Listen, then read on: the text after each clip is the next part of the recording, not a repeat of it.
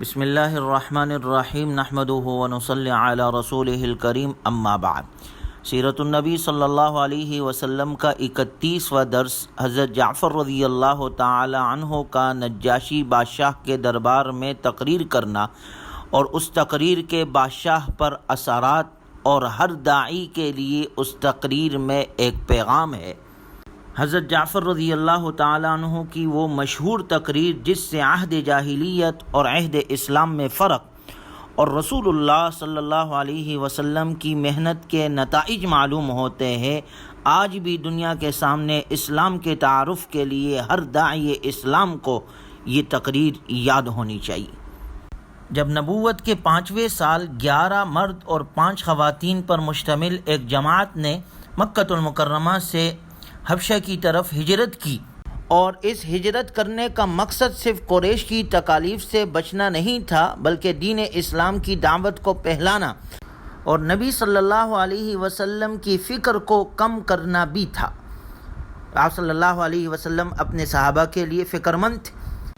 اس ہجرت سے اسلامی دعوت جزیرۃ العرب سے باہر نکل کر گویا دعوت کے لیے ایک نیا میدان سازگار ہوا۔ صحابہ اکرام رضی اللہ عنہم اجمعین کی یہ جماعت حبشہ میں امن سکون سے رہ رہے تھے، اللہ کی عبادت کرتے تھے، وہاں انہیں کوئی تکلیف دینے والا نہیں تھا۔ اور یہاں پر مکہ المکرمہ میں حضرت حمزہ رضی اللہ تعالی عنہ اور حضرت عمر رضی اللہ تعالی عنہ کے مشرف باسلام ہونے کے بعد اسلام میں اور تقویت آ گئی تھی، لہٰذا اب قریش نے اور زیادہ تکالیف دینا اور اسلام کے خلاف اور زیادہ شدت اختیار کر لی۔ چونکہ اب تو اعلانیہ دعوت کے ساتھ اعلانیہ عبادت بھی شروع ہو گئی تو اب ٹکراؤ اور زیادہ سخت ہو گیا، تو اب مسلمانوں کی زندگی پہلے سے بھی زیادہ تنگ اور تکالیف والی ہونے لگی۔ مکہ المکرمہ میں جب رسول اللہ صلی اللہ علیہ وسلم نے دیکھا کہ صحابہ اکرام رضی اللہ عنہم اجمعین کو سخت تکالیف اور سخت آزمائشوں کا سامنا کرنا پڑ رہا ہے، تو ایسے حالات میں آپ علیہ الصلاۃ والسلام نے دوبارہ حبشہ کی طرف ہجرت کا حکم دیا۔ اس دفعہ ہجرت میں پہلے کی نسبت زیادہ دشواری تھی کیونکہ تکالیف اور زیادہ ہو گئی تھی، مقابلہ اور سخت تھا، لیکن اس کے باوجود 83 مرد اور 19 خواتین نے ہجرت کر لی۔ حضرت جعفر رضی اللہ تعالی عنہ اس جماعت کے امیر بنائے گئے۔ اس جماعت میں معاشرے کے تمام طبقات موجود تھے، امیر، غریب، بوڑھا، جوان، مرد، خواتین، اور اکثر کا تعلق مکہ المکرمہ کے قدیم خاندانوں سے تھا۔ خود حضور صلی اللہ علیہ وسلم کی بیٹی حضرت رقیہ، آپ علیہ السلام کے داماد حضرت عثمان رضی اللہ عنہ، چچا زاد بھائی حضرت جعفر بن طالب رضی اللہ تعالی عنہ اور دیگر قریبی رشتہ دار موجود تھے۔ گویا رائے حق میں ہجرت کے لیے قربانی جان اور مال کی کسی خاص طبقے تک محدود نہ تھی، خاص اور عام سب اس میں برابر کے شریک تھے، جس سے دعوت اسلام کی زبردست تاثیر اور اس کی قوت اور وسعت کا پتہ چلتا ہے۔ چنانچہ جب دوسری مرتبہ مہاجرین صحابہ نے حبشہ کی طرف ہجرت کی تو حضرت جعفر رضی اللہ تعالی عنہ اس جماعت کے امیر بنائے گئے۔ ان کو آپ علیہ الصلاۃ والسلام نے نجاشی بادشاہ کے نام ایک تعارفی خط دیا جس میں مسلمانوں کے ساتھ ہمدردی اور مہمان نوازی کے علاوہ اسلام کی دعوت بھی تھی، اور اسی طرح یہ 102 افراد پر یہ مشتمل جماعت، یہ قافلہ بحر قلزم کو پار کرتے ہوئے سرزمین مکہ المکرمہ، جزیرۃ العرب اور بر اعظم ایشیا کو چھوڑ کر سرزمین حبشہ، بر اعظم افریقہ میں پہنچا۔ جب قریش کو اس کا پتہ چلا کہ 100 افراد سے زیادہ مسلمانوں کی جماعت حبشہ پہنچ گئی ہے اور وہ آرام اور سکون سے حبشہ کی سرزمین میں زندگی گزار رہے ہیں، وہاں انہیں بہترین گھر، مستقل مرکز اور شاہ حبشہ نجاشی کا حسن سلوک حاصل ہے، وہ مسلمان اللہ کی عبادت کرتے ہیں وہاں پر جہاں انہیں کوئی تکلیف دینے والا نہیں، تو انہوں نے فیصلہ کیا کہ مسلمانوں کی واپسی کے لیے نجاشی کے پاس ایک وفد بھیجا جائے تاکہ نجاشی کو مسلمانوں سے بدظن کیا جائے، بدگمان کیا جائے،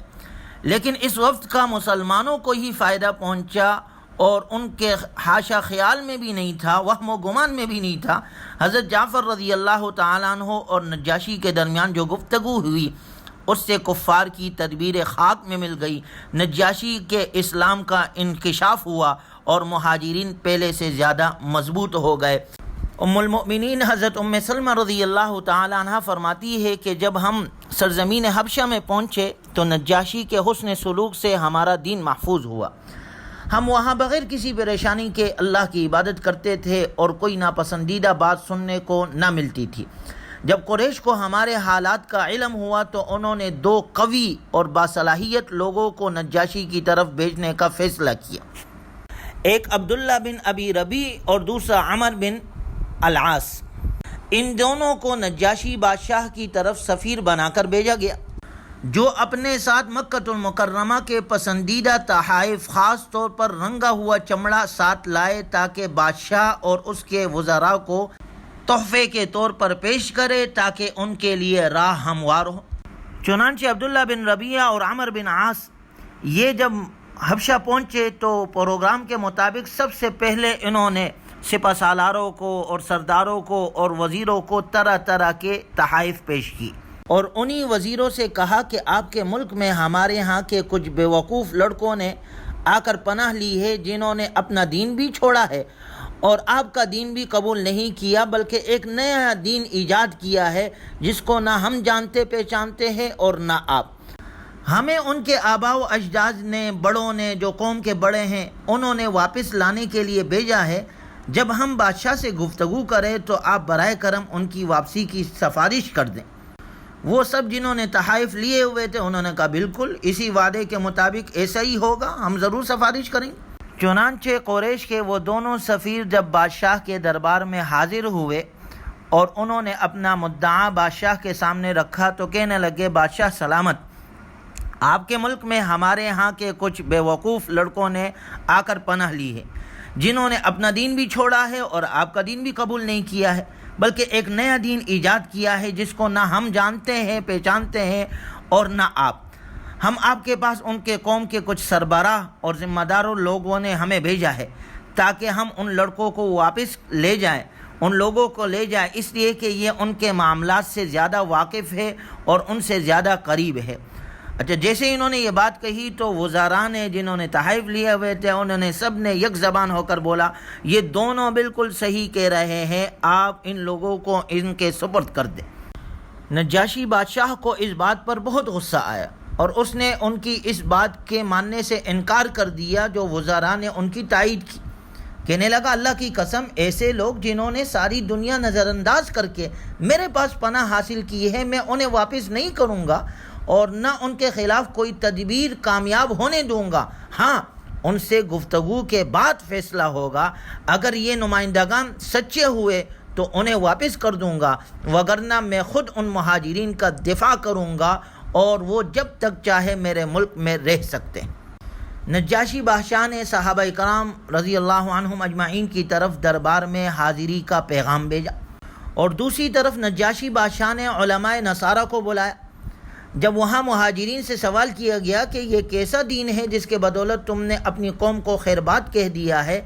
اسی طرح تم ہمارے دین میں بھی داخل نہیں ہوئے ہو اور نہ ہی تمہارا دین یہاں کسی دوسرے مذہب سے میل کھاتا ہے، حضرت ام سلمہ رضی اللہ تعالیٰ عنہ فرماتی ہے، ہمارے نمائندے حضرت جعفر رضی اللہ تعالیٰ عنہ نے انہیں ان کا جواب دیا۔ اس موقع پر حضرت جعفر رضی اللہ تعالیٰ عنہ نے وہ مشہور تقریر کی جس سے عہد جاہلیت اور عہد اسلام میں فرق اور رسول اللہ صلی اللہ علیہ وسلم کی محنت کے نتائج معلوم ہوتے ہیں، اور آج بھی دنیا کے سامنے اسلام کے تعارف کے لیے ہر داعی اسلام کو حضرت جعفر رضی اللہ تعالیٰ عنہ کی یہ تقریر یاد ہونی چاہیے۔ حضرت جعفر رضی اللہ تعالیٰ عنہ نے کہا، ایھا الملک، اے بادشاہ سلامت، کننا قوما اہل جاہلیہ نعبد الاصنام ونأکل المیت ونأتی الفواحش ونقطع الارحام۔ ہم جاہلیت میں پڑے ہوئے تھے، بت پرستی کرتے تھے، مردار کھاتے تھے، بے حیائی کے کام کرتے تھے، رشتوں کو توڑتے تھے، پڑوسیوں سے برا سلوک کرتے تھے۔ وَيَأْكُلُ مِنَّا الْقَوِيُّ الضَّعِيفُ فَكُنَّا عَلَى ذَلِكَ حَتَّى بَعَثَ اللَّهُ إِلَيْنَا رَسُولًا مِنَّا نَعْرِفُ نَسَبَهُ وَصِدْقَهُ وَأَمَانَتَهُ وَعَفَافَهُ فدعانا إلى الله لنوحده ونعبده ونخلع ما كنا نعبد نحن وآباؤنا۔ ہمارا طاقتور ہمارے کمزور کو کھا جاتا تھا۔ ہم اسی حالت میں تھے کہ اللہ تعالیٰ نے اپنا پیغمبر بھیجا جس کے نسب، سچائی، امانت اور پاک دامنی سے ہم اچھی طرح واقف ہیں۔ اس نے ہمیں پتھروں اور بتوں کے بجائے خالص اللہ کی عبادت کی طرف بلایا، سچائی، امانت داری، صلہ رحمی، پڑوسوں سے بہترین تعلق اور خون ریزی اور حرام باتوں سے بچنے کا حکم دیا، اور تمام بے حیائیوں سے اور باطل اور ناحق کہنے سے اور یتیم کا مال کھانے سے اور کسی پاک دامن پر تہمت لگانے سے بھی ہم کو منع کیا۔ وَأَمَرْنَا أَن نَعْبُدَ اللَّهَ وَحْدَهُ لَا نُشْرِكَ بِهِ شَيْئًا وَأَمَرْنَا بِالصَّلَاةِ وَالزَّكَاةِ وَالصِّيَامِ، اور یہ حکم دیا کہ صرف اللہ کی عبادت کریں ہم، نماز، زکوٰۃ، روزہ اور دیگر تمام امور اسلام کا حکم دیا۔ ان تمام باتوں میں ہم نے اس کی تصدیق کی، بس ہم توحید کے قائل ہوئے اور شرک سے الگ ہوئے، ان کے بتائے ہوئے حلال اور حرام میں ان کی تعلیمات کو مانا، قبول کیا۔ ہماری قوم ہمارے خلاف ہو گئی، ہمیں ستایا، ہمیں مارا، تکالیف دی تاکہ اس دین حق سے ہم پھیر جائے، اس کو چھوڑ دے۔ پس جب ان کا ظلم و ستم اور جبر اور تشدد حد سے بڑھ گیا اور ہماری زندگی تنگ ہو گئی اور ہمارے دین کے راستے میں یہ لوگ رکاوٹ بن گئے، تو ہم آپ کے شہر کی طرف نکل آئے اور دوسرے لوگوں کے مقابلے میں آپ کو ترجیح دی، اس امید پر کہ آپ کے پڑوس میں ہم پر ظلم نہیں ہوگا۔ یہ وہ حضرت جعفر رضی اللہ تعالیٰ عنہ کی اسلام کی حقانیت کو پیش کرنا نجاشی کے دربار میں، اور اس نے یہ پوری تقریر باوقار طریقے سے سنی، جس سے کفار کی تدبیر خاک میں مل گئی اور مہاجرین پہلے سے زیادہ محفوظ ہو گئے۔ اس کے بعد بھی چند واقعات ہے کہ حضرت جعفر نے قرآن کی تلاوت کی، کفار قریش نے ایک اور چال چلی، اس کا ذکر انشاءاللہ اگلے درس میں آئے گا۔ اللہ تبارک و تعالی ہم سب کو اپنے دین کے لیے قبول فرمائے اور نبی کی تعلیمات پر عمل کرنے والا بنائے۔ وآخر دعوانا ان الحمدللہ رب العالمین۔